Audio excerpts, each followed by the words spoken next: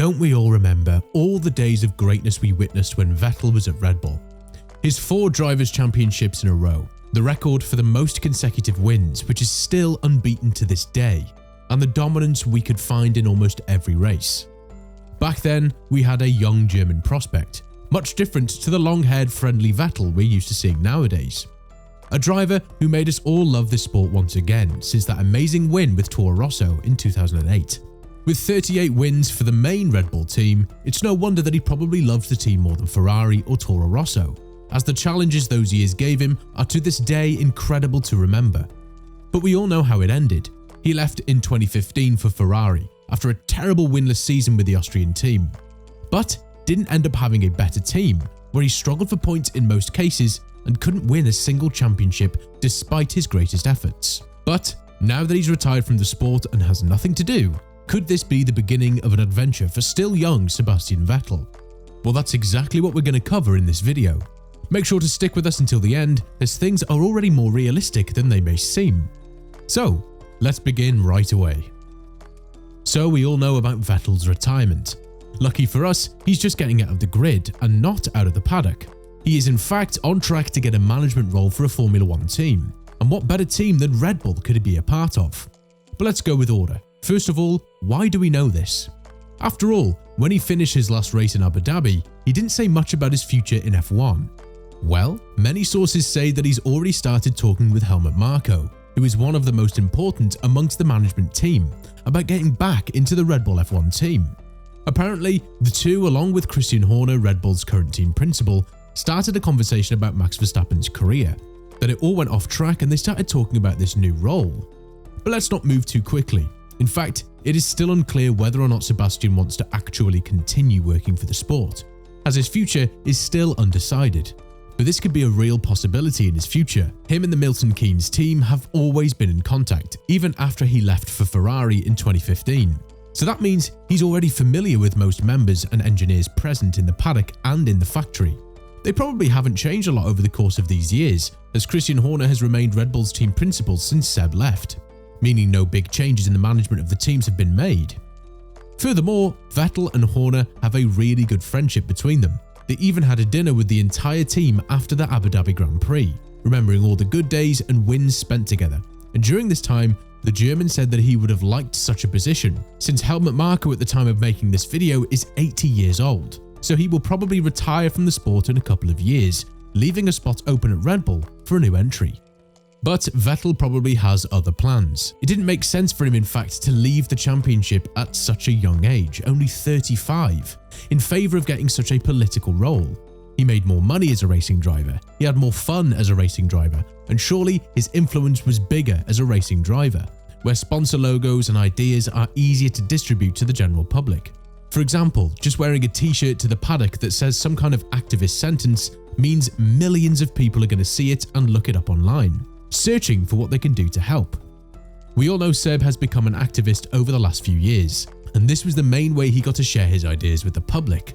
Of course, he isn't done with these things just because he left the sport, and is currently focusing on other projects in this area that to him are much more important than getting a role in a team. In fact, as a joke, Helmut Marko said, "For the moment, they'll leave him to plant trees," also adding that he would have the potential and the personality for such a role, referring to this new possibility that lies ahead. Being a manager in a team like this one is also something not that easy. You have to arrive at the paddock first thing in the morning and leave last in the evening, manage the team, be a secretary for the people higher up in the hierarchy of the team, all while being paid less than what the drivers are, and this would preclude a lot of possibilities for the German, who could, as speculated, potentially make a return to the sport in 2026 for Audi, which are his compatriots. Remember that he's still very young and has been performing really well in the last races of the season. As an example, in the last race of the season at the Abu Dhabi Grand Prix in the Yas Marina circuit, he was on track to get a really good finishing position before his own team screwed him over with the strategy. Man, he left Ferrari in 2020, but bad strategies are still following him. He ended up getting 10th place and 1 point at the end of the day, which was still a decent result considering the car he was in. Another example was him at the Circuit of the Americas, when he had such a strong race pace that he managed to lead the race for a couple of laps before pitting for 16 seconds, losing all of his advantage due to a team incapable of doing its job. Well, at least Seb didn't try to throw the other drivers into the wall like his teammate did. And the bad team was probably a big reason to why he decided to leave the sport. Heck, even he asked himself how the F did we get it so wrong after Q1 in the Canadian Grand Prix, which was heard by fans all over the world since he forgot the radio was on. The point is that he is still a great driver, and it was just a few different unlucky problems he had throughout his career that made him unable to win as much as he wanted to, and made him lose faith. So, if he does come back to the sport to be a manager, that is surely not happening next year. If we're lucky, it will in some time, as he's probably trying to take a break from all the action right now. Red Bull haven't given up yet. They've asked him repeatedly over the last few days if he wants to just try, as he could have the experience and the personality to be a good member of the team, like Niki Lauda was for Mercedes when they got back into F1. We've seen how successful they are, so surely hiring someone like Vettel could have a big impact on on-track performance and on relationships with other people, like fans or media. And we need to remember that Red Bull not only owes Oracle Red Bull Racing, but also AlphaTauri, which could be the playground he manages to learn a team in before moving into the official team. This would be the best for all of us, since we get to see Vettel back in the paddock at almost every race, and since Red Bull gets a new member with some kind of knowledge of what he has to do and how to do it. But maybe there is a reason why Vettel hasn't yet announced if he's going to take this position or not, because bear in mind, this is just speculation. He might be waiting to get into another team. In fact, Ferrari is also getting a huge shake-up on the management side, from Binotto leaving the team before 2023 to uncertainty on who will guide the team from next year onwards. Maybe Vettel is just trying to get into the Maranello team.